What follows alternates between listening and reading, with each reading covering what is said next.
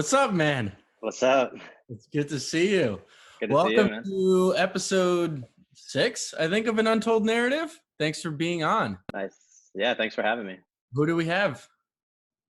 My name is Lopatic. Lopatic. That's how you say it. I Lopatic. never knew how to say it. Yeah. I mean, I've heard Lopatic. I That's think about that's it, how I said it in actually. my head. Yeah.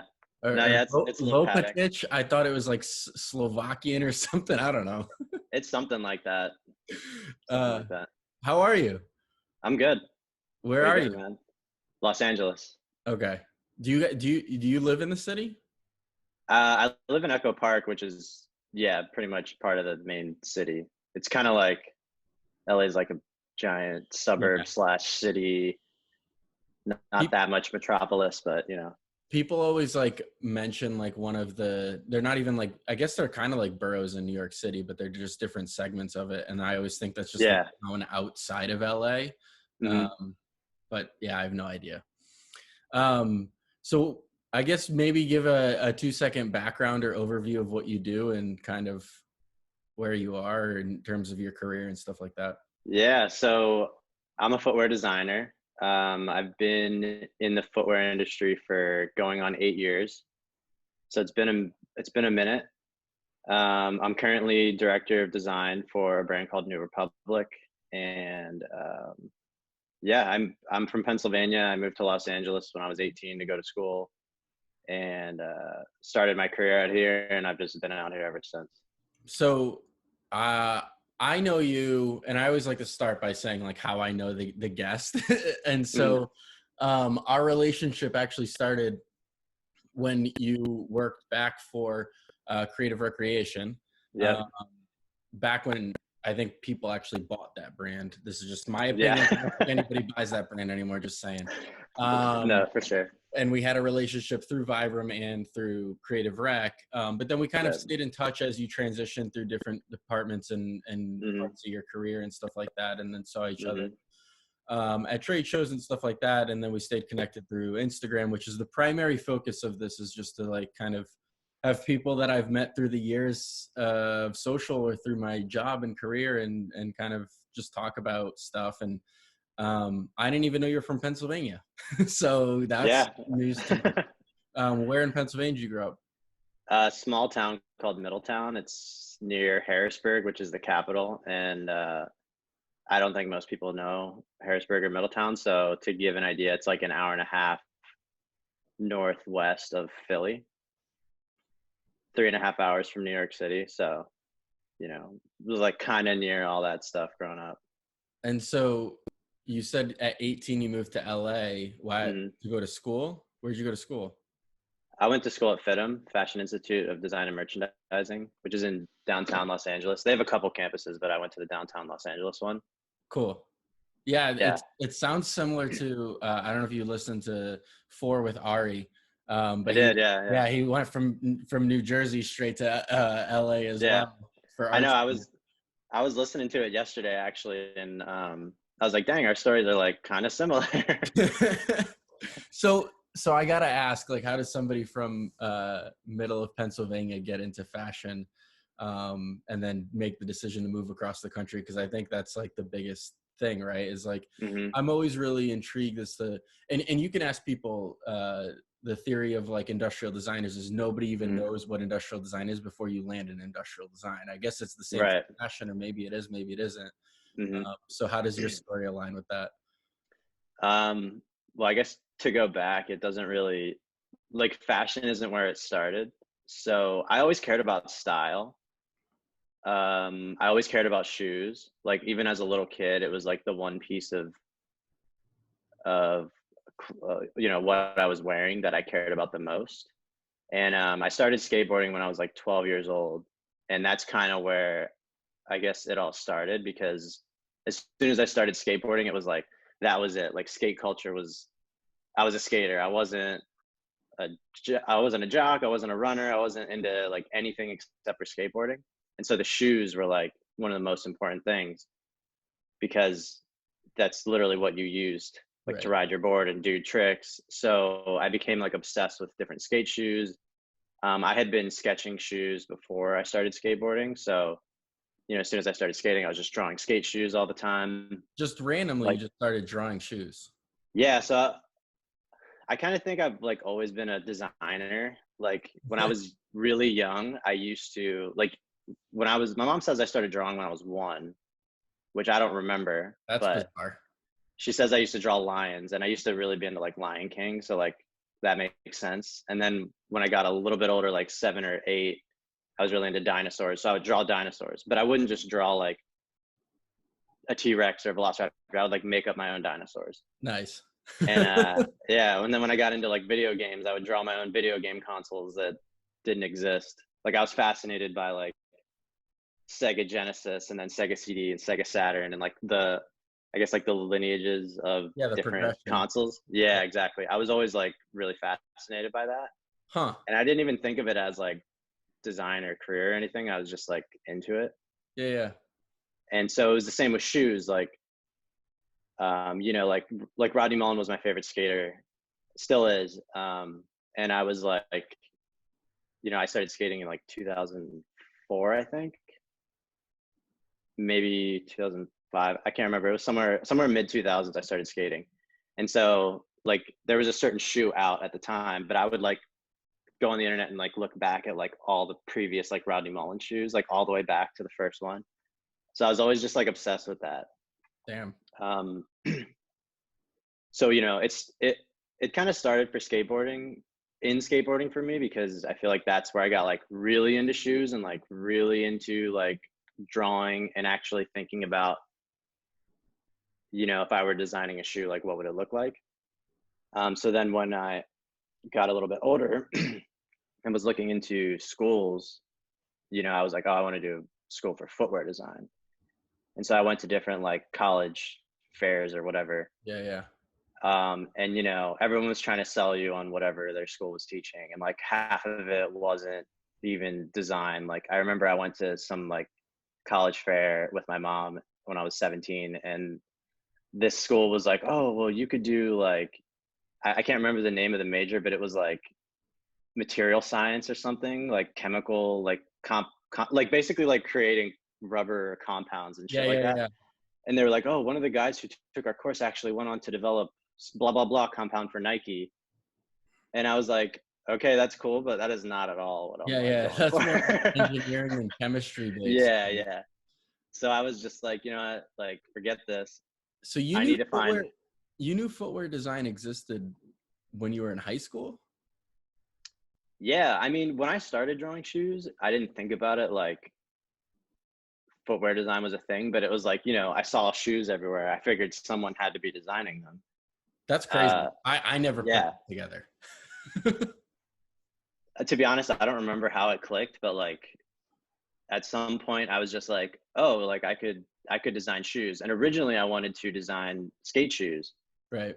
Because I mean, I still skate to this day, not as much as I used to by any means, but skating, like I wanted to be a pro skater. And then when that didn't kind of pan out, I was like, well, I could design skate shoes. I could like work in the industry. I could still like design shoes for skaters and still skate and all that stuff. So that's what led me to California, because it's the skate mecca out here. Right. And I found FITM, which had a footwear design program. So I was like, all right, I'm going to do that. Like, and I'd heard about industrial design. I didn't really understand it. It seemed like now it makes sense. Like now that I've been doing this for so long and like met so many people who took industrial design and just studied more industrial design, like it makes perfect sense why people would take industrial design to get into footwear design. Right. But at the time I was just too like narrow focused on like, I just want to design shoes. I don't want to learn how to design chairs or water bottles or anything like that. I just wanted just shoes. So that's really what got me into fashion school. It was basically the only school I could find that had a footwear design specific program. I was going to say, I haven't heard of a school that has a specific program. Yeah. And it was, this was 2010. I like graduated high school. So there was like pencil wasn't a thing yet. All this stuff at like FIT, I think it is, they're doing like a sneaker type of Yeah, program. that's what Ari said. It was like sneakerology or something like that. Yeah. But it wasn't like a full like degree. Yeah. So like, you know, I wanted a degree because that made sense at the time. Now I think, you know, Well, and I think arguably. we come from the era that, you know, it was, that's what our parents wanted for us, and that's what was Exactly. Yeah. pushed to us. It's like you have to go to college to Yeah. get a job and make money, right? Yep. Yep. Nowadays it's a little bit different. Yeah. It was like pre Instagram, pre like social media explosion. Like social media existed, but it was not like, it No, wasn't like there's like a ton of influencers making a living off right. posting. So, you know, it was like college is the way. So I was like, all right, if I'm going to go to college, like it's got to be exactly what I want. So I visited my aunt lives in California. She has for a long time. So we came out and like visited her. She took me to FITM to like tour it. And I was like, this is where I want to go. Let's do it. Yeah. So, and you know, I don't know if you're from like a small town, but like I was from a very small town. Like literally, like I looked up the population recently and it's like 10,000 people. Okay. Yeah. I come from a small town of 14,000. So I thought that was Okay. small. Some people say that's large if you come from under 10K, like then that makes sense. But I think the majority of the population of the United States, 10 to 15,000 is fairly small. Yeah. Yeah. I would agree. And everyone out here that I tell like, oh, my hometown, 10,000 people, they're like, that's tiny. Yeah. Like I know people who have 10,000 people in their graduating class. Like it's ridiculous. I mean, And I don't have I had friends like 200. I that. had 200 people in my graduating class. See, that's even larger. So, I had like 170 something or 182 or something like wow. that. Yeah. Yeah. Okay. So you know what it's like coming from a small town. It's like dreams are like really dreams. Like they're far out. Like no one goes for their dreams. Like if you tell people your dreams, they're like, I don't know, man. Like that's going to be tough. Like my grandpa used to say, you know how many people make it to the NBA? 1 in a million, like stuff like that. And I'm like, I always just like hated hearing that stuff because I'm like, Yeah. why are you downing like no one really like downed my dream of like doing shoe design, but like when I was younger, just that idea like getting put in my head, I always like hated that. It was when I was like in high school, and maybe even there's still a stigma around it today, but leaving the state to go to college was weird. Like nobody Oh, went crazy. to Connecticut. It was Yeah. like you went to like UConn, you went to Mm-hmm. Central Connecticut, you went to Southern Connecticut, you went to Western Connecticut State University. It's like that was it. Like nobody Yeah. out of the sub 200 kids, maybe 10 left the state or went to the military. It was that Wow. small. And Yeah. so when you start, I remember when I first landed my job at Vibram, it was like, Mm-hmm. oh man, or like a year after, it was like, oh, you're so successful, you're doing what you want to do. And I'm like, yo, anybody can do that. Like, Right. Yeah. it's just a pigeonhole effect of like, you're from this Yep. small town and you can't do anything outside that town. And I was like, Right. that's crazy. There is nothing in that town for me. Yeah. I was the same way, man. And like everyone hated it in my hometown, but like yet like even now, like if I don't really go on Facebook anymore, but if I do, I see like so many people I went to high school with just like still there. Dude, it's the same for Yeah. that's why I don't use Facebook. It's just purely why I don't Yeah. use that platform. Yeah. So like, and there's nothing wrong with that too. Like if you're actually happy, like Totally. staying where you grew up, like that's fine. But you know, where I'm from, like it's not like that. People aren't happy. So, I mean, in generally speaking. So, you know, anyways, like, so this whole dream of like moving to California and like doing shoe design, it was big for me at the time. Like, it doesn't seem big now, but like at the time it seemed like, well, this is big. And like Well, my grandma was where, there's resources, right? There's resources to yeah, help you do that. Back then, there was nothing. yeah, it was literally like a shot in the dark type of thing. Leap of faith. So, Like, gonna move yeah, 3,000 miles away, and hopefully this works out. yeah, exactly. But you know, I had learned like of like the law of attraction and like that kind of thing when I was in high school. So I was like, you know what, if I believe in it, like I can do it. Seriously, that early? Yeah, I was 16 when I saw that movie, The Secret, which I has a lot just of criticism now, but like at I the time just it was learned like mind about blowing. I just learned about the law of attraction like a year ago. Oh, So really? Yeah. So it's very new to me, but it's Hmm. very empowering and For powerful sure. in general just to like have that mindset. For sure, yeah. And so, that was like something that I adopted it right away. Like I was in some situations that I wasn't like stoked on when I was 16. And I saw that movie and I was like, you know what, I'm gonna like think myself out of this. And like I did, and like things Like, just got can I better. push and ask you what were those situations? Yeah, I mean, I don't want to get into too much detail, but like I just had like friendships that were like not healthy, and like I was like depressed. I felt like I wasn't like living to my fullest potential. Just like very generally, like that's kind of what was going on. I was like, you know what, like life can be better. I can believe in myself. I can like do whatever I want, type of thing. Do you Like think not in you a crazy way. do you think you were a product of that environment that you grew up in, or? At the time, I Yeah. mean, yeah, I mean, yes and no. Like, I was like a lot of the negative beliefs and like mindset that I had was, I think, based on like, you know, my environment, my family, like their conditioning, the conditioning of the people around me, the conditioning of my teachers at school. Like, it all affects you for sure. But like, I think we all have the ability to go beyond that and like be aware of the conditioning we've been given and like change it. Right. So I think that was when I started doing that, was when I was 16. That's crazy early. Yeah. And like, I mean, it's a lot. I've learned a lot since then. It's like, it wasn't as, I thought it was a lot more simple when I was 16. It's obviously not. As we all did. Yeah. So, but anyways, I guess to get back to the original question, like I only went to fashion school because there was a shoe design program, and I figured, I could do it and then like get a job somewhere as a shoe designer. Was it a Um, 4-year program?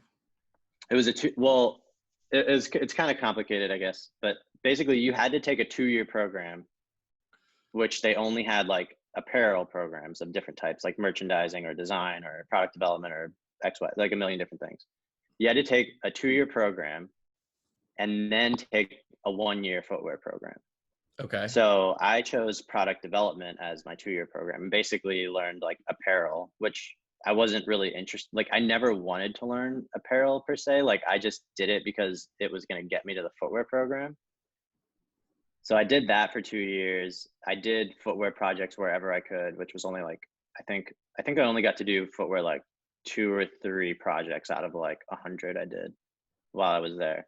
Wow. So I did that. I was still sketching shoes like every day. I was lucky to have a roommate that really like inspired me and motivated me to like, yo, if you want to be a shoe designer, like you gotta sketch like every day. You gotta like keep doing this. Like Was you he gotta part keep of the building that.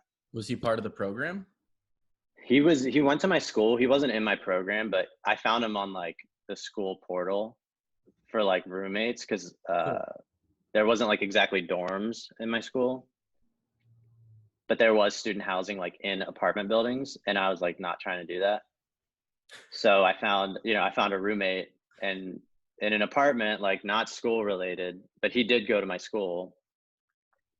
And anyways, he just always pushed me like, yo, you got to be sketching. Like you got to be putting your energy towards this. You've got to be like networking and all that stuff. So he helped me a lot, like just get into the right mindset. Cause I had been in a mindset enough to get myself to California. But once I got there, it was like, there was just like too much partying and like too much fun stuff, like the beach. Like it's just like, it was like paradise when I first got here. I was I like, oh my bet. I God, mean, from the East this is Coast, amazing. yeah. I mean, you have sun all the time. You have, Yeah. outdoors. You have the ocean. That's crazy. And then you're Yeah. young too. It's like you can live it up.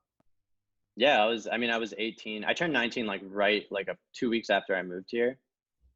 So I was super young. I was like, I didn't know what it took. I just didn't. Like, I thought I could like party and like do just enough to like do well in school and like I would make it be successful. And I just like realized, luckily while I was still in school, I realized like that's not the case. Like you gotta hustle. You gotta like sacrifice and like not go to that party Friday and Saturday. Like you gotta like stay home and work on your shit. Like you gotta like be careful who you surround yourself with. I learned all that like while I was in school, which is fortunate because I think some people never learn that stuff. Yeah, no, for sure. And so, Yeah, so so you did the 2 years of footwear development dash apparel. mhm. Well, it was um, pretty much just apparel product development is what it was. are there similarities? Because I know very little about apparel Yeah, product development. no, Um, totally. I mean, a lot of the skills are transferable. Like I learned how to like do technical sketching for apparel. That mhm, translates. It's just a different product. yep, Um, some of the sewing and stitching and seams like that kind of transfers, but they call it, there's different names for different things in footwear. sure. I mean, there's a ton of like I could list so many things that I didn't learn about footwear design there, but it got me in the mindset of like you're building product needs materials, it needs manufacturing, it needs marketing, it needs like distribution. Like it taught me all that, Yeah, and like also like kind of built me up as a designer. Not as much like looking back, it was more like product development, not design. But I think it gave me enough for me to realize like what it took, and it gave me enough structure and discipline to be able to like have a career and like do well at a job and all that. So by the time that 2 year program was over, I was like, dude, I'm not trying to go to school anymore. like, seriously, yeah, you're and like like done with it. I was over it. I was like, I want to work. I don't I don't want to pay another.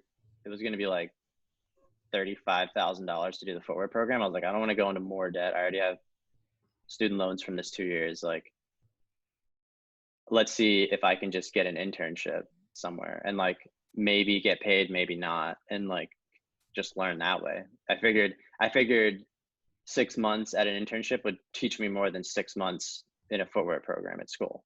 For sure. So, I got a job at a streetwear brand that I had been connected to from like an internship while I was doing school. So I worked there for a few months, and I was What was just it like, called? I was called Entity. It was like Does it pretty small exist? street. I think it still exists. I'm pretty sure they've kind of shifted directions a couple times, but yeah, I'm So pretty sure did it you still do exists. apparel for them? I did. My title was product development assistant, but like I was there like 3 or 4 months. I pretty much like it was a super small company. It was just like the owner and me and like a couple other people like sometimes. So at first I was the only one in there every day except for the owner. Yeah. So I was like taking product shots. I was editing product shots. I was putting them on the website. I was fulfilling like orders from like Karma Loop. I don't know if you remember Karma Loop. Dude, I used to buy everything from Karma Loop. I got into Yeah, Karma it Loop was. back in like middle of high school, and that's how I got into Creative Rec. I owned a lot of pairs of shoes from Karma Loop. I Yeah. bought watches, belts, shoes, everything from Karma Loop. I wish that companies they were like the first like to buy Yeah. all different levels of streetwear. hmm It was awesome. Backpacks, Yeah. the whole nine Oh yards. yeah. Yeah. Yeah. So we were on Karma Loop, and like we'd get orders, and I would like go pack them and get them ready to ship and all that stuff. So I basically did like everything. Um, I only Were designed you like were one. you paid or no? Yeah, yeah, it was paid. I mean, So it was it like was like a very. legit job. Yeah, for sure. It was a job. It was a job. But while I was there, I was like my boss knew I wanted to get into footwear. He was like, well, help me out as long as you can, but like when you get a footwear job, like it's cool. Like, That's awesome. do your dream. Yeah, which was looking back, like that was like you take for granted that kind of stuff because you don't know what it's really like when you're that young, but like, it was really cool that he was like that. Yeah, no. So Sounds like an awesome boss. yeah, yeah, it was a good situation. And So so what'd you do after that those 3 to 4 months? well, I was going to like trade shows with him, like Magic in Vegas, and like, there's like a ton of different And shows. you're like But 20 years old at this point. 20, yeah, I was 20. That's So awesome. I was like, I dove right in. So yeah, so I was going to trade shows. I like had my portfolio on my phone at the time. Well, I mean, everyone has everything on their phone now, but at the time it was Yeah, like back then. back then it was like having your portfolio on your phone was like life hack type of thing. What format was it? Was it in like photos or like Coraflot or like? It was, I think I had it as a PDF in like iBooks. Amazing. I had a Behance too. Like I still have Yeah, a Behance, but like I didn't want to rely on the internet, so I had it in my iBooks, so I could that's pull it up really amazing. easily. Yeah. So when I was at these trade shows, I would work the booth, like selling the stuff, like bringing people in, showing them the collection, and then during my breaks, I would walk around and go to every single footwear company and be like, "Yo, how's it going? Like, I'm looking for an internship. Here's my portfolio. Check it out." So I literally Seriously? probably went to like, yeah, I probably went to like 50 booths asking for internships. And I think it was August I went to it that year when I was working there, working at that entity. And I landed like 2 interviews out of like 50 brands I talked to. Right. One of them was Creative Rec, and the other one was a design agency. And I ended up landing an internship at Creative Rec, and No it was shit. like, yeah, it was like that was like pure ecstasy when I Man, when I got the email there is that I such a got it. theme. I don't know if you listened to all the episodes thus far, but everybody's like in that hustle mentality, myself included. It was like Hmm. send 50, 100, 150 emails and you're going to Yeah, get 1 or 2 replies. exactly. Yeah, And and like at they transform your life.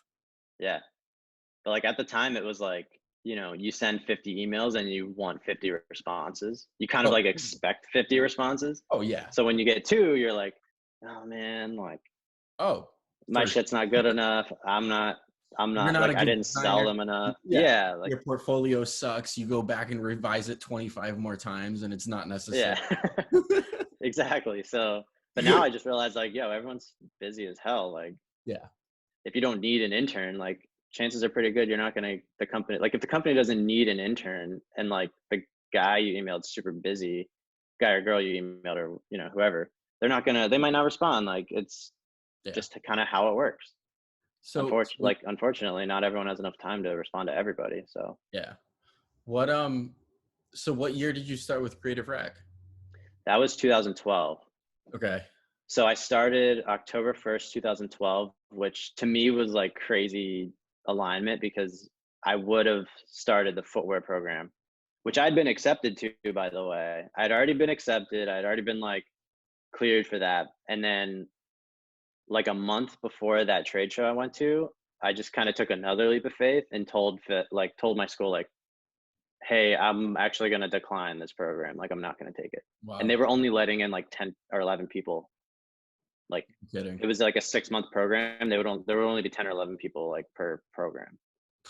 So that was kind of crazy for someone to like turn it down Wow. after getting accepted. But I was like, if I rely on going to school again, I'm not gonna work hard enough to actually get into the industry until like after that. And like, so I just took that leap of faith. And I started this internship the same exact day I would have started the footwear program. That's So that awesome. was just like crazy timing. That's amazing. Yeah. And so did you work there as a developer, as a designer? So I started as a design intern. So Okay. basically, it wasn't like super structured. Like I would go in and like they'd be like, come up with ideas. They would give me briefs and like I'd come up with colorways. And then they were like, sketch a bunch of shoes that you think are cool, like very loose briefs sometimes. How big was Creative Rec back then? Because to my Dude, when I understanding, they started, like blew up over like a very mm, short amount of time. mm-hmm. Yeah, when I started, it was like 50 people, I think. Okay, I mean that's still fairly decent sized. Yeah, yeah. Like we had a whole floor in a building and like it was like pretty packed. It was a legit Um, company.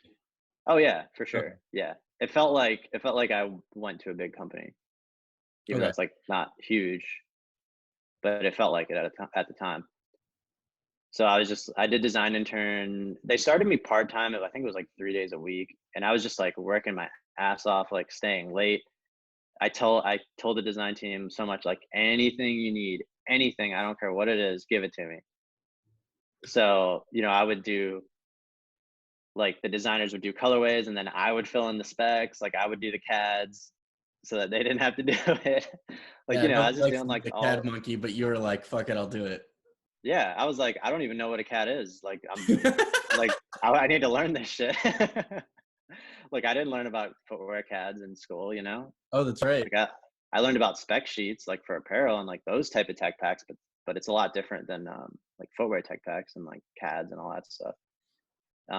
So, you know, I just like was like, I'm just trying to learn this. And they ended up bringing me on full time after like 2 weeks or something. So it was pretty Oh, quick. yeah, that internship But didn't last too long. well, I was still intern, but it was just like full time hours instead of part Oh, time okay, I hours. gotcha, I Yeah, gotcha. but it felt like a bump up, you know. Sure. Um, so that was really cool. I was asking like every other day, like, hey, you know, really want to work full time, like, Yeah, I let me mean, you're know. young, you're hungry, you're like, "I'm gonna Yeah, learn all this. This is what I wanted to do for my entire life." It seems like for your sure. entire life at that point. Yeah, for sure. Still, like, I still am You interested in still have designing the same shoes. you still have that same feeling? Yeah, I mean, the more I learn, the more my goals change every so often. Like once I accomplish a goal, it's like, all right, what's like my next goal? So yeah, I mean, I We'll get into still that a little bit later, but, like, for sure, yeah, how long were you at Creative Rec? almost 5 years. Oh, shit, okay. I thought it was Yeah, shorter than that. no, it Um, was a while. It was a while, and do I you went from. go Sorry, ahead. go No, ahead. no, go ahead. I was gonna say while I was there, I transitioned from like design intern, and then I became a junior developer. So I learned like development. I did that for like a year and a half, and then I was like just design after that. Well, I guess it was like hybrid design and development, but then I like did that for the rest of my time there. So you covered, like, everything, like, as a let's call it a junior designer and developer all within the same Yeah, scope, yeah. pretty much. Yeah. And so I went from like, you know, design intern, junior developer, junior designer, and then just designer. So that was kind of like the ladder I climbed throughout that time. And so, I mean, 5 years is a long time, right? And it Yeah, seems like for sure. you have a progression, and usually that's how companies retain people, right? Is that they constantly keep advancing you because you have Hmm. these aspirations and these goals, and the company's receptive to them. As soon as they're not receptive to them, that's when usually people leave, or they're just not good enough. Hmm. So, Hmm. what was the point where you made the decision to leave? I don't know if you want to talk about that or No, yeah, yeah. I'm fine with talking about that. So I didn't exactly decide to leave. Like it was on my mind because, you know, you're somewhere for 5 years. It's like, it's a long time. yeah, it's a long time. You're like, what else is there? Like, is there somewhere I can be more creative? Is there like, can I make more money somewhere else? You know, it's like all these things running through your head. What ended up happening was like, you know, creative rec, like to go back to like what you said about it earlier is like people used to wear it a lot. By the end of my time there, it was like not as cool. It was not selling as well. So unfortunately, the company just wasn't doing great. It had already been bought once while I was there, and that company was it was bought by a Rocky brand, which is like a boot company. I'm sure you're familiar. Hmm. Um, so they bought Creative Rec, which was really weird at the time because they were just hunting boots and logging boots and like Right. hiking and like pretty much like everything you can think of. That's not fashion. And Yep. so they bought Creative Rec to like expand their portfolio. And after like 3 years, they were like, maybe it was 4 years, they were like, this isn't working. So we're going to move the entire operation back to Ohio, where they're based. And we were all just like, what? How the hell are you going to do that? And so when they made that decision the same day, they laid everybody off except for like 4 or 5 people. So I was unfortunately one of those people that got laid off. Gotcha. It sucked, but at the same time, I was like, well, now I have to figure something else out. Like you know, Sure. I was ready to transition, and like I felt like that was like the universe like pushing me to do it. So Gotcha. So it was good yeah, timing. yeah, it was good timing, and I wasn't like bummed. It wasn't like I got fired because I wasn't performing or anything like that. It was just like the company just wasn't doing well enough, and they, you know, I was one of like 15 people. The company was a lot smaller by the time that happened. Yeah. Gotcha. So, you know, um, I And then didn't take it personally or anything. yeah. And then, so during that time, is that when you landed your next gig, or were you like freelancing, or what did you do in the interim? I was just like building my portfolio. I was like applying to jobs and like talking to different companies. Um, I had known Dom, the shoe surgeon. I'd known him for a while. I was like, while I was at Creative Rec, I had like been to his studio a bunch and like helped him with different things because like he was completely like self-taught. So like, you know, I came in and I was like, yo, here's an outsole tech pack. Like, check it out. This is how you do it. Yeah, I was like helping him design stuff. He was This was showing me some shit. what year was that? Because like he obviously also has a massive transformation even in the Oh last yeah, for 4 to sure. 5 years in terms of his business. I think I met him, it was either late 2015 or early 2016. It was somewhere around there I met. Like we met literally, I lived like a block away from him and didn't even know it. Like I knew Okay. Shoe Surgeon. Yeah, I knew Shoe Surgeon the brand, but I didn't even know what he looked like. Nice. So like I'd seen his stuff on Hypebeast and like blogs and everything. So I was like, oh, this guy like makes like dope luxury versions of shoes and like does like it was so like now there's so many customizers, but like at the time it was like just him and JBF. Yeah. So, you know, that was all like exciting and new and different. And we met, I got a coffee, this coffee shop that was like under his building that I didn't know he lived there. I would go there all the time. And like one morning I got coffee and I was walking to the bus to go to work at Creative Rec. And I see this dude walking. He's got some cool like Nike. It was Nike Footscape Magistas. And I'm like, oh, those are dope. And I was wearing some unreleased Creative Recs that were like pretty dope. They were like a mid top hiker runner, and they actually had Vibram Chicago soles on them. Nice. Shout out. Yeah, yeah. Shout out Vibram. So we saw each other's shoes, and we were like, we just kind of stopped and we're like, yo, dope shoes, like to each other. You guys And just eye fucked each other. yeah, well, we just like no, we like. I mean, I make shoe contact before eye contact. You know, I I was know the you've heard same. that Yeah. before. Yeah. So you know, we saw each other's shoes. We were like, I think he said it first, like, "Yo, dope shoes," and I was like, "Thanks, you too." And then we were like talked for a second, and he was like, "What are they?" And I'm like, "Creative Recreation." And then he's like, "Oh shit, really?" Because they were like a lot cooler than everything else that was coming out at the time. And I was like, "Yeah, but they're not releasing until next year." They ended up never releasing, but he was like, "Oh, do you work there?" And I was like, "Yeah, I'm a designer over there." And he's like, "Oh, I'm the shoe surgeon." And I was like, "You're the shoe surgeon?"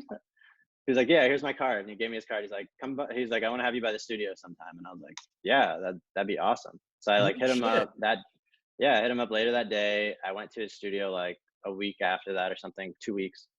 I was like so inspired. I was like, dude, this guy's in here like making crazy stuff and like, you know, it was like so small back then. Like Yeah.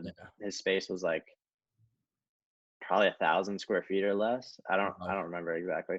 Yeah, it was small, but it was like so inspiring. I was like, dude, I have to like work with this guy. So I just like would help him with things like once in a while. He would show me shoemaking stuff. I like designed the shoe and we were like making it together, like just to like learn for both of us because it was like different than stuff he was So making and it you was were like there even before you left or got laid off at Creative Rec. yeah, but it was more like it wasn't like I was working for him It or was anything. It was more casual. just Yeah. like yeah, it was very casual. So yeah, so I was in and out of there and when everything happened with Creative Rec, I told him about it, obviously, and he was like thinking about like how we could work together. But at the time, he was like still too small, like he couldn't hire another person. But then he got a business partner shortly after that, and like they were like, "All right, let's ramp up the team." And like he was like, "We need a shoe designer." He already had Jesus working for him, Yep. so Jay was doing like all the media, marketing, and design. So they're like, "All right, let's bring in a Needs designer a to little like." help. Yeah.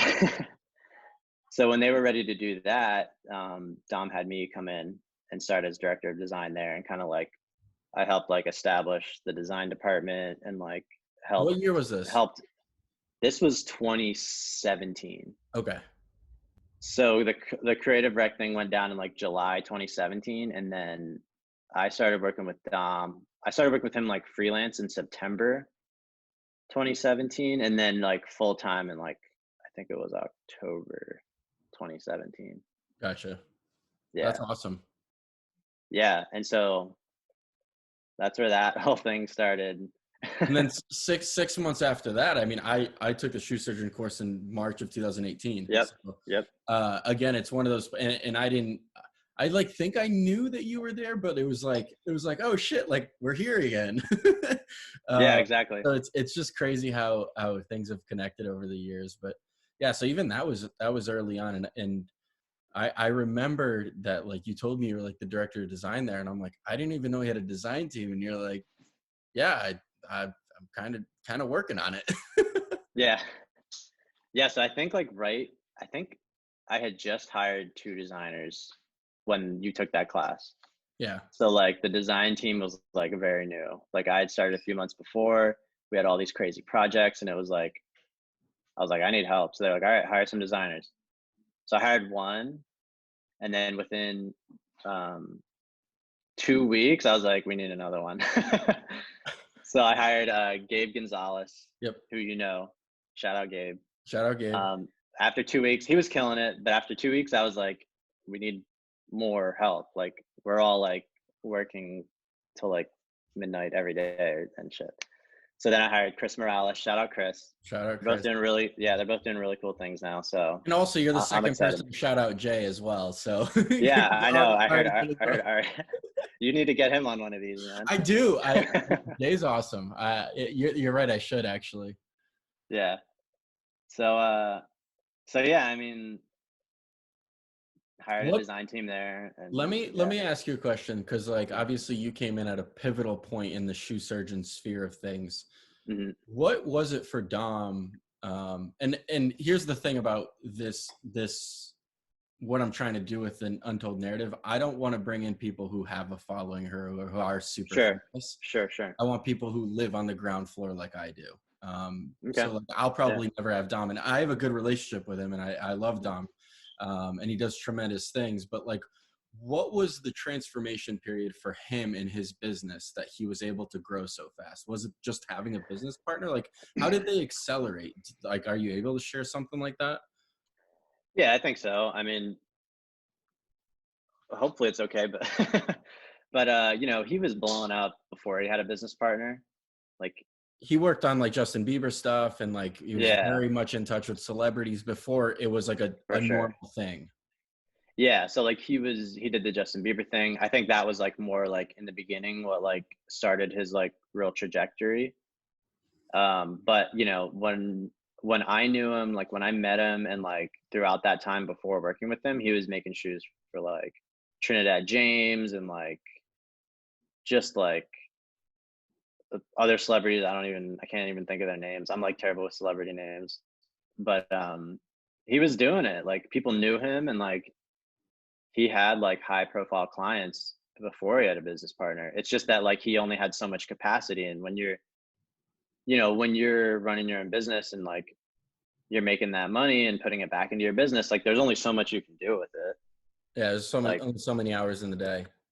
there's only so many hours in the day. There's only so many dollars of credit you can get. There's only So it was so really much never cash about the flow. it was never about the demand. It was really he just didn't have enough manpower, and so he brought in It a business. was it was both. So like things were I think things were like bubbling, like about to boil, and then he got a business partner that like let him expand the team and like therefore take on more projects and therefore like say yes to more things. And then it just like exploded. Yeah, that's awesome. So yeah, It sounds like it all aligned itself, though. I for mean, sure. and so you were there for 3 years. A little over 2. Okay. Yeah. And then I don't know if you want to dive into how you started your new venture or your new career, kind of working for New Republic or anything Yeah. like that. Yeah. I mean, so I guess like looking back in my career, like I had creative rec, which taught me like the basics and like I feel like, you know, started to give me a voice as a designer and gave me a lot of experience. And like we were like really trying to push within our boundaries, of course, like trying to push like like footwear design, I guess. Like not like to innovate technology or anything like that, but just like style. Like what can we do that's really unique? That's Yeah. always what Creative Rec was about. So then Shoe Surgeon was like, you know, how do I like make like an uber luxury product while still honoring like these silhouettes, like these iconic silhouettes that we were working on.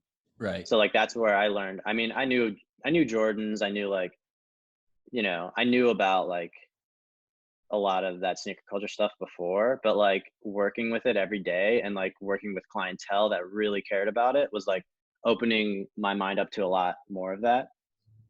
So, I was there. I feel like I got really immersed in that world. And after like 2 years, I was like, okay, I feel like there's still like puzzle pieces missing and like my learning. And I was like, maybe I'm ready to like design some other things. And New Republic kind of like came to me through a friend, and I'd been talking to them for a few months before like everything, before I signed any dotted lines or anything. But it was just like this opportunity just kind of came to me to do like really like tasteful, like timeless, effortless stuff. And I was like, I've never done this before. I've always been like trying to do something crazy. Like I was either trying to do something crazy like silhouette wise at Creative Rec, or like something crazy like material luxury wise at Shoe Surgeon. And I was like, you know what? Like why not like do some really good like classic pieces, like, but see like, I guess like kind of like test the boundaries with that. So like as a designer, that's what intrigued me about New Republic. And I met with their team. I met with their co-founder Andres. Shout out Andres. I met with their CEO Josh Kaplan. Shout out Josh. Do these And people like have everything social media? they do, yeah, All they right, do. I'll plug them in there just to give them a Yeah, yeah, shout out, because for I sure. don't know them. I always try to share. I mean, maybe many people probably have never even heard of New Republic as a footwear brand either. So Yeah, yeah, and the common theme I guess in my career so far is I've worked for brands that like not everyone knows about, ironically, because like a lot of people in the industry know about Creative Rec, but like I can't tell you how many people I've told I work for Creative Rec. They're like, "What's Creative Rec?" Because it's not like Nike or Adidas, yep, you it's know. true. So I've always worked for like small guys, even though they're not like tiny companies. It's like they're not like Reebok, Nike, Adidas. They're not And like that big. even somebody outside of footwear doesn't know what the Shoe Surgeon is. Exactly. Yeah. Like so many people, I'm like, go over for the Shoe Surgeon. Though, what's that? I'll And tell then I you a show. super funny story. I was going through the application process of joining the Worcester Arts Council where I live, Mm-hmm. for the city of Worcester, and I'm sitting in front of this board, right? Like it's like an official like swearing in type of, like you're a government like Oh body wow. or whatever. Yeah. Yeah. And this one woman, they have my resume, right? And they're like, well, they ask you all these questions, and the last question this woman asked, she goes, "What's a shoe surgeon?" Yo, that's And too funny, dude, man. I'm telling you, this is very suit heavy, like an Yeah. environment, and like everybody dies laughing, and I'm like, I start sweating. I'm like, Oh man. that's a beautiful thing. I'm like, man, it is officially 2020. Like, Yeah. That's awesome, dude. so, dude, it's like amazing the impact that like these cultural shifts have, and like For products and sure. Yeah. what they Yeah. can, how they impact people who never know or understand like the world we live in necessarily. Yeah. Exactly. It's So like, you've been at New Republic now for since the beginning of 2020 or end of yes, 2019? beginning of 2020. So like I started January 6th. So Cool. it's been, And then you got COVIDed. yeah, we got COVID. By the time this is over, I'll have been working from home longer than I've been in that office. Nice. Yeah. Yeah, Yeah. I guess. I just closed up week 8 of work from home. So Yeah, I think it was about the same for me. I'd have to look back. But yeah, yeah, it was like that's close to that. so. I mean, are you just like looking forward to like kind of retransforming their line of product and really elevating the business and stuff like that? It sounds like that's something you Yeah. do. Yeah, we're full steam ahead. So right now, when I came on, we had historically the brand has had like you know, like a not like a huge range, but like a decent range of different styles, like drivers, Chelsea boots, dress shoes, um, sneakers. So when I started, like they were already starting to like pare down. So when I started, it was like like the main sneaker called the Kurt, which is like our classic all white sneaker, and then like a Chelsea boot, and a new like a new like slightly more athletic but still very like classic sneaker. So it was like three silhouettes, maybe like four silhouettes. And so now we're like designing out like a whole line. We're like focusing on like design, like as far as like branding details, like what can we do to the shoes that like people will look at it and know it's a New Republic. So we're working on like all these things, and like and also like looking at other product categories and like just trying to like really build this thing out. Like this is the first time that this brand has had a dedicated team to it. It's always been like under an umbrella with other brands as like, you know, this one graphic designer is working on all of these brands. So we're just like, you know, we're like on the launch pad, like ready to take off. So That's it's awesome. just like, yeah, it's really great. Cool. So yeah, a lot of good things in the future. So let me, I guess, because you're in the midst of that, it seems like you're always kind of looking, kind of not necessarily like day to day looking for what the next best thing is, but maybe in the periphery or subconsciously, like, what are your like ultimate goals? I've been asking that question a lot. It's like, Yeah, yeah. I think, you know, a lot of people don't talk about it. It's like we just live in the moment, and then when things happen, they happen. But like, it seems like and I struggle with it. Like, what is my ultimate goal, right? Like, and to your Hmm. point, like you have goals, and you talked about it earlier, and I was like, we're going to Hmm. revisit this. It's like you hit one goal, you achieve one thing, and then you have to set a new one, right? Um, Yeah, I mean, I think I've done a combination historically of like setting goals, but like not being super strict about accomplishing exactly what that was. Like, you know, your wants and like things you want out of life change over time. Like, yep. I just wanted to be a footwear designer for the longest time. Like, coming from that small town, it seemed so near impossible that I just wanted to do it. And like, I wasn't really thinking past that. So like once I became a footwear designer, like once I got that position at Creative Rec, I was satisfied. Like as far as like oh yeah, I accomplished this goal, like I'm living life, blah blah blah. That lasted like a week. That's And then I was like, dude, this is great, but it's not like, you know, it's not like that ultimate. yeah. It's not like you can So retire on that. It's like, what's next? exactly, and that's how it always is. So like, and then it was like, you know, okay, I want to like work up, and I never even like really like set the goal of like I want to be a design director per se. Like I was like, you know, I want to be a lead designer. Or like manage people. Yeah, I never even thought about like managing people. Like I knew Same. that that was in the future, but like I never like that wasn't like a specific item on my checklist. It's one of Um, those things I think about a lot. It's like, until it happened for myself, I never thought about it. Like, it wasn't a goal of mine to do. right, yeah, It just naturally happened. And obviously there are people who can do it, and there are definitely people who cannot do it. yeah, And like, I think the best leaders are the ones that transition into it naturally, because I think they're gifted with the way that they engage with other humans, right? It's like they're just naturally good at it. hmm, And it's not saying that I am. I might not be, but it was just one of those things that I never gave too much thought to, and now I really really enjoy it. yeah, for sure. And it was like that for me as shoe surgeon. I never thought about it, and when they were like, "Oh, we want you," like you know, they started me as design director, and I was kind of like, "Design director? Hell yeah. Whoa!" I was like, "All right, sweet." Thank you. Like, and then they're like, we're gonna build out, like, you know, the goal is like to build out a team under you and you manage them and blah blah blah. And I was like scared at first. I was like, manage a team. But I learned from the people there. I like took the opportunity like to grow, and like that helped me grow so much. It's like crazy. So when I hired Gabe and then Chris, managing them was like, fuck, it was like a lot of my fulfillment I got out of that job was just like knowing that like I had given these two designers like An opportunity. Yeah, and like for both of them, it was like their first like job opportunity. Um, they had done some other things before that, but like as far as like footwear design, like as a full-time job, like this was like their first opportunities, and I was like that was really fulfilling. So just like teaching them what I knew and helping them grow, like all of that was like just as fulfilling, if not Really, more. it's super Yeah, rewarding. Yeah. very much so.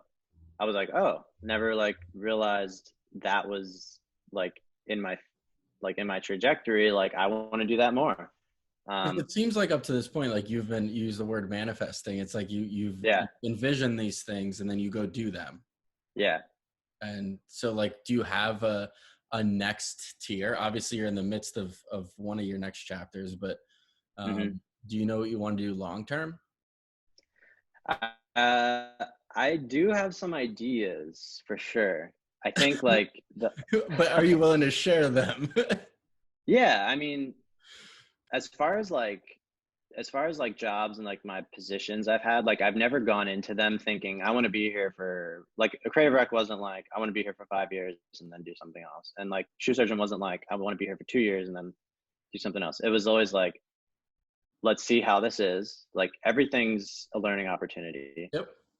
And I kind of like to let that be very organic. And like as far as like how long I'm there and like what happens while I'm there, like I have goals. Like with New Republic, my goals are like I want to have like the strongest product line possible and do everything I can with the product for that brand to perform as best as it possibly can, especially during like this climate we're in right now. um and just like help it be all it can be. Essentially it's like a kind of a loose goal. Like we have more specific like financial goals and all that stuff, Sure. but that's my goal with New Republic. Future is I really just want my voice to be clear to people as far as like who I am as a designer. So like what exactly that entails is I'm very open with, whether it's like my own footwear brand or like my own clothing, or if it's like a consultancy of like different creative projects or whatever. Like I'm very open with that, and I'm kind of just like, you know, Take have it the as it comes. Like, yeah, you're not defining it just yet because you have no idea what's going to happen in 5 years. sure. And like,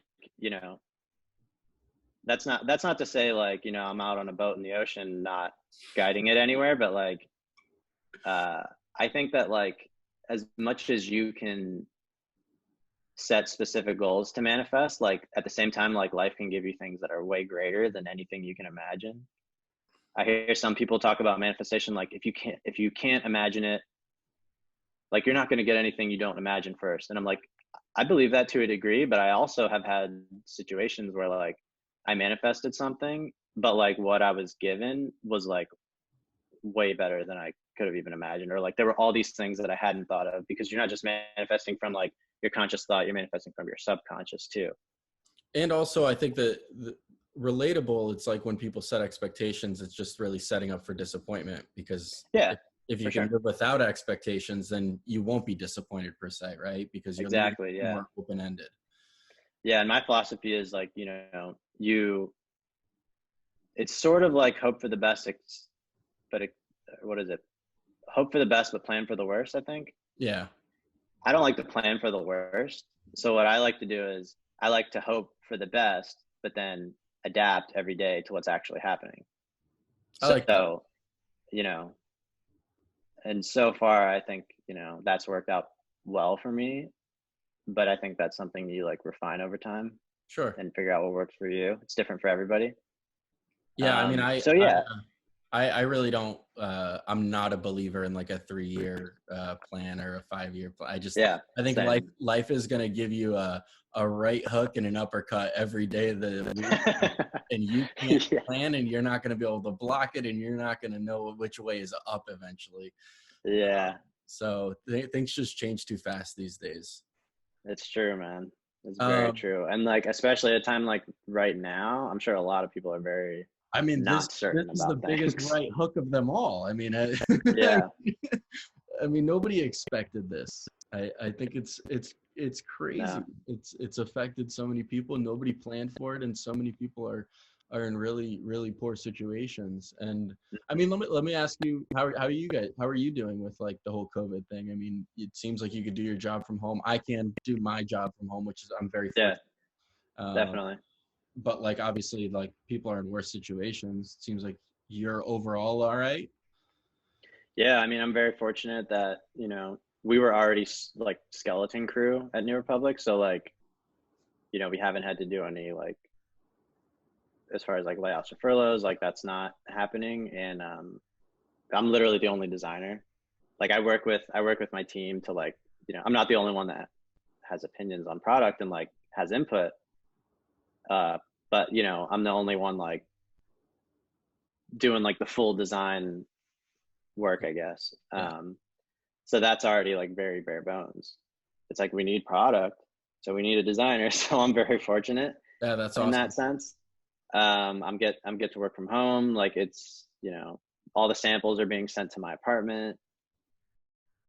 Just That's kind of like awesome. adapting to that, and so as far as like job and everything, like that's as I feel like it's as good as it could be, which I'm super grateful for.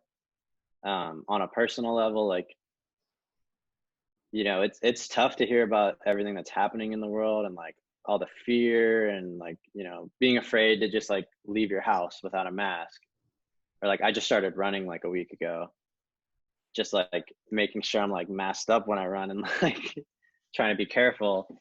It's true. um it's like such a pain in the ass to like have to wear gloves and mask everywhere and like get a shower when I come home. Just I'm like, can we just go back to normal? But like at the same time, like it's not like that right now. So Or that's like will it emotion. ever be? Yeah, we don't know. I mean, I hear so many different opinions on what life's going to be like after this. So that's like something you kind of just have to take day at a time Yeah, type because type of I thing. mean, it's just an opinion because nobody knows. Nobody's ever seen this. Nobody's ever done it. Right. I talk about it a lot. It's like this is the first time I think where it doesn't matter if you have 40 years of experience Hmm. at a corporation or if you just started 6 months ago or you're an intern. You Yep. don't know which way is up and you don't know what the right things and the right chess moves are because nobody knows. Everybody's on Right. an equal playing field. Um, Definitely. Yeah. but I think that the optimistic side of that is it's maybe a good thing, right? It's allowed people to take a step back, relook at their processes, their efficiencies, and things like Hmm. that. I mean, I have on a personal level, and like what I own, what do I need? Kind of just Right. Yep. taking a more minimal approach to. Hmm. We've been living on this high era, this high horse of this Yeah, we have. Yep. and part of me is and I don't want people to die, I don't want people to get sick, but it's Sure. I think it's kind of and I just blogged about this the other day.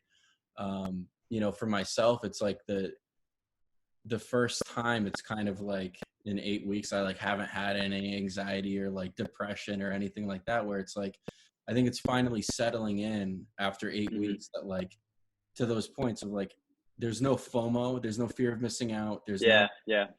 yeah, everybody's in the same boat. It doesn't matter if you have money, if Yep. you don't have money. It's like, and all this time has allowed me to actually spend moments for myself, which I never had the Hmm. time for, or I never made the time for earlier. Right. Right. Yeah. And so it's actually allowed for a more mellow and happier me. It's kind of crazy. Yeah. Yeah. And I can relate to that. I spoke on the fear a bit.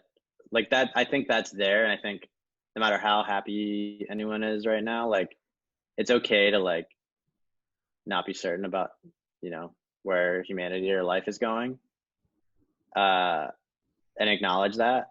But I mean, I think for me, like day to day feelings, like I'm more where you're at, where it's like, oh, it's nice to like be to myself more. Like it's just me and my girlfriend at home. Like we're not like hanging out with people or like Right. there's like if anything our only plans are like Zoom call, like we did a birthday Zoom the other day for like with our friend, and like so it's like really taking stock of like, all right, like what am I doing with my life, like let all like social, like all the social expectations are like out the window. So it's like what am I doing to make myself happy, and like just feel fulfilled. So like for me, that's been a lot of creativity, like a lot of sketching, like a lot of, I did like the Helen Kirkham workshop on like shoe sculptures. That Like was that was awesome. mad fun. Yeah, like I ended up doing like 3 of those because it's I'll, just so I'll much pop up fun. your image right there because it was pretty cool. Yeah, yeah, appreciate it, man. um, Um, but so it's just so like different things. It's like creative fulfillment. I feel like there's a great opportunity for that, and I think that everyone should be trying to take advantage of the extra time, if yeah, you know, without like beating themselves up over it, of course. yeah. I asked this. I just launched episode 5 a couple of days ago with Amanda, and I was thinking about this. Like, I asked her like what her greatest weakness was, and I Hmm. since asking that, I'm like, I'm gonna reposition that because I didn't like how it sounded, and obviously I'm learning every time I do this, because I just want to try to bring and pull the most value out of people. Like, For sure. what's what's something that you've really struggled with over the past 5 years, like whether personally or professionally, that you want to shed light on, that maybe people don't think about or want to acknowledge or anything like that. Hmm. It could be work related or design related. A lot of design Yeah. people obviously watch this, but I've also realized that like the parents of the people who come on board are watching this, or their cousins or whatever, and Yeah, for sure. Yeah, it's not necessarily even just design based. man. I think the biggest struggle, if we're not talking just professionally design, I think my biggest struggle and a lot of people's biggest struggle is like self-love, like, Yeah. and acceptance, you know, like that's always a struggle. And like also just like figuring out like how do I simultaneously love and accept myself, but not get comfortable to like not push myself more. Because I think a lot of the time we motivate ourselves through fear, like, oh, I got to work harder so I can make more money and not like, miss my bill payments or become homeless or lose my lifestyle or blah blah blah. Or like, oh, I'm worried like everyone's gonna think I'm a shitty designer, so I got to be a better designer and better designer and better and do more and more and more. Like a lot of the time that's like fear driven motivation. So like for me, I try really hard. I don't want to motivate myself through fear because one, I don't want to live in fear, and two, I'll be afraid to not feel fear if that's how I do it. Um, which I don't know if that makes sense, but No, that makes a you lot of sense. I was not expecting that answer. That was awesome. But I agree yeah, with you. I think that, I mean, obviously finding self-happiness is a struggle for everybody. But like even like extending that and calling it self-love, or being content with like, it's okay to live in the moment of like, I don't need yeah, to push myself another hour of drawing to be that better designer, right? Um, yeah. But that's just it for me, is like finding that balance of like sometimes putting that extra hour in is the best thing for you, and like it is gonna like help you grow more. And like, but if it's like you're running on an hour of sleep and like you're just like stressing yourself out and like creating health problems for yourself, like that's where it's like, you got to like find that balance yeah, to like push yourself but like stay healthy, right. and like see where you can grow and push yourself to grow but not overly criticize yourself, um That's awesome. that's been my biggest struggle and my biggest area where I don't know if I'll ever stop growing there. Yeah, no, you know hopefully not. Um, cool. Well, I don't know, what else do you got? I don't really have any other questions or comments. I try to not treat it too much like an interview, but uh, Yeah, totally. I don't know. Do you want to shed anything else to anybody or the two people that watch this? Well, hopefully let's get it out to more people. But yeah, I don't No, know. I mean, I think I've been looking at not that I like care too much about the numbers, but like, I sure, think yeah, it's been fun seeing the videos grow and like how receptive certain people are, and like, when people share them, and like, Atticus, our second guest, shared it on like every platform possible, like on Facebook and stuff. So like his family was watching. Like, to me, that was super cool, right? Because it was like that's genuine, awesome. Yeah, authentic. So definitely. And it's about value, you know, like if two people watch it and both of them get value out of it, then 1000%. shit, that's like, you know, mission accomplished. Yeah. But yeah, I mean, I think if I was going to leave on one thing, like whether you're a designer watching this or a creative or shit, you're a lawyer or you're trying to be a lawyer or whatever, like just believe in yourself. Don't give up. Like, don't let other people's like demotivation like get to you. I guess like the one thing I've learned in life is like if you want it, you can absolutely get it, no matter where you started, no matter where you're at right now. Like you can figure out a way. You can figure out a way. You can be living whatever life you want. Especially in 2020. I mean, COVID or not, I mean, everything is at our disposal, and even to the point of having a degree to get into footwear design. Nowadays, you don't. If you're able to communicate ideas through sketching, you build your own portfolio. You could probably watch enough YouTube videos to educate. Oh yeah. So it's kind of crazy that like it's not irrelevant, because there are certain things that like college does educate, and you build friendship, relationships. And it's crazy I even think about this all the time. Like there's like 5, 6, 7 kids out of the 33 out of my graduating college, like industrial design class that work in footwear. And like, that's really nice that like, I got a buddy at Sperry, and I got, for sure, a couple girls in Seattle who work in footwear. And like, I don't know, to me, that's really fun. Right. And you build relationships, and, you know, even over the years, you know, now I get to host you on a stupid YouTube thing. Yeah. Oh yeah, this is great, man. So it's like, yeah. But other than that, I don't really have too much else. I don't want to take up too much of your Saturday morning. Obviously, you're on the West Coast, and I'm on the East Coast here. But where can people find you if they're interested? I don't know if do you have a portfolio website? You mentioned you had a Behance.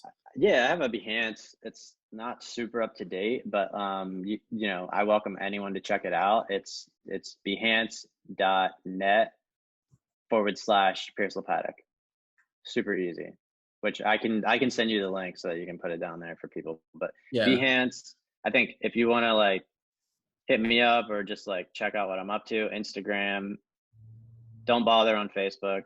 I'm there. Like I'm on there, but I'm not on You there. have a super unique name, so I'm sure people could find you. Yeah, Google Pierce Lopatic. I've, you know, Googled myself. I'm like the only Pierce Lopatic I can ever find. So I love having this conversation. Like you do Google yourself. I'll Google myself like once every 6 months. Yeah, probably like that much, like just to see, or like if I'm interested, like, you know, are any brands using Pierce or Lopatic as like brand names? Like I'll Google it, like just to see like what's out there. You know, find some distant family members that I never knew. No, just kidding. Yeah, we'll plug the IG and the Behance down below, and if people wanted to reach out. You're not like massively big on social for like everything that you've accomplished in your career thus far. Like you're not like over the top like some people, right? Like some people like post like every 2 days like a drawing or something new. It seems like you take more of a mellow approach to it. Yeah, it's pretty mellow. I think it's like I realize the importance, and I think like historically I've had a lot of insecurity that's prevented me from doing more on social media. So I think that's like a process, and you know, I want to be sharing more content of value with everyone, so working on that. But yeah, I mean, I think I'd say it's pretty mellow right now. I mean, it's whatever you want to get out of it, right? I mean, there's no right way to do social media. For sure. But like, you know, I'd like to start ramping it up soon. Well, a little more. You could do that. I saw that you did a painting for New Republic. Yeah. You took over their IG. I thought, I was like, dude, that's amazing. Yeah, that was like a challenge. Or Josh, our CEO, challenged us to like learn something basically in like 30 days. So I chose painting, which like painting's super cool, but I had to like really force myself to do it. I'm not a painter, I guess. So that was really fun to like do something different. That's awesome. That's a But cool yeah, exercise. yeah, it is. I like that a lot. All right, I think we can. we'll wrap it up on that note. Thanks, Pierce, Sounds good. for joining us. We'll plug. Hopefully, people reach out and say what's up. Otherwise, people like and subscribe. That helps share and spread the message and the stories of these beautiful people. So, thanks for joining us on episode 6. Yeah. All right, we'll Thanks talk for having me. soon. Peace out, All man. right. Later, man.